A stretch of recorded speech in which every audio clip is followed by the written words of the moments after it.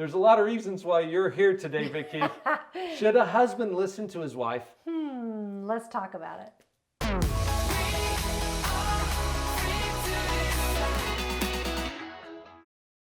This could be a 20-second video. Seriously. Really? Should a husband listen to his wife? Duh. Only if he wants a better marriage. If you have a chance to get a better marriage or a worse marriage. I had a couple, I kid you not, just this past week. His main complaint was, she won't listen to me. I am trying to fix her problem, and she won't listen to me. And I'm thinking, I think I know what her problem is. Yeah. Oh, my goodness. I just came back from a conference not too long ago with Drs. John and Julie Gottman. I just respect these people so much. Dr. John and Dr. Julie Gottman have done some of the most influential research on couples that I've ever seen, really. And they've made a big impact on the industry. Dr. Gottman points out that the best thing a husband can do, one of the best things, he's got a list of about 7 or 8 things that he teaches couples, but one of those things is to accept influence from his wife. Okay. Now think about what that means, to accept influence. Vicki, you've been so patient with me over the years. Seriously, this woman is so brilliant. If I would have learned earlier in life to just listen to her, we could have avoided half of the learning experiences that we've had in the last 30 years and maybe got there a little lower tuition, if you know what I mean. This accepting influence has to do with being humble. So talk us through that accepting influence. What do you mean by that? Because that's maybe sounds a little different than listening. Yes, and I think it is different in some qualitative ways. You have to listen to be able to accept the influence and to really value what's being said. The reason we get into conflicts as couples is because of differences. But it's differences that make us relevant and interesting to each other. Right. We have to be different. If you and I were exactly the same, one of us would be unnecessary. And we know which one it would be. No. Just kidding. Yeah, at least we're in agreement on that, right? But if we're exactly the same, what difference does it make anyway?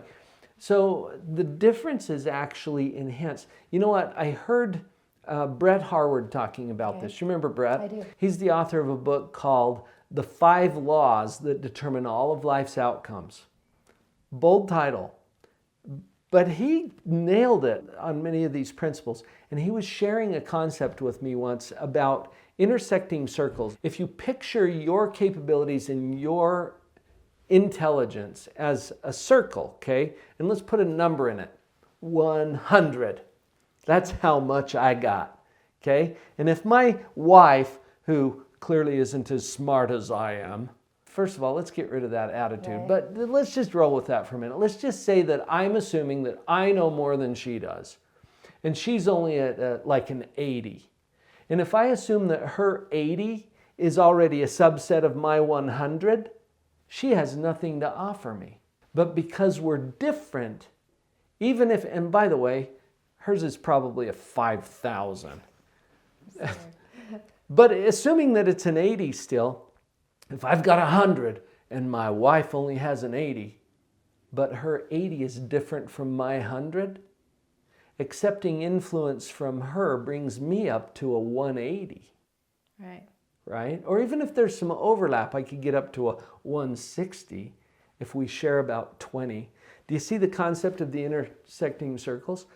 So I think this goes a long way to answering the question, should a husband listen to his wife? Absolutely. If he's intelligent, if he wants a better marriage. And if he wants to grow his understanding of many, many topics and relationships, right? Yes. Don't assume that you know everything somebody else knows. That is never the case. Top CEOs of companies who are brilliant and powerful would be served well to open their door to whoever is sweeping the floors after hours. Because that person has knowledge that the CEO doesn't. A different perspective. And I can think of many examples of how that is the case. Listen. And it's not just listen, be open to accepting influence. One more thing before we get into this next part of the topic. take an extra step. I'm talking to you husbands for just a minute. Take an extra step to show her that you get it. Don't just bulldoze over whatever she's trying to say and get to what you want to share. That is so prideful and destructive. That's just a good communication skill, to learn how to to listen for understanding. So that's what you're asking. And give that feedback. So for me to say, okay, so you're saying, and then give it back to you in a way that you recognize it, then you feel validated. You feel like I've been listening. Right. I'm not just trying to talk right over you. Right.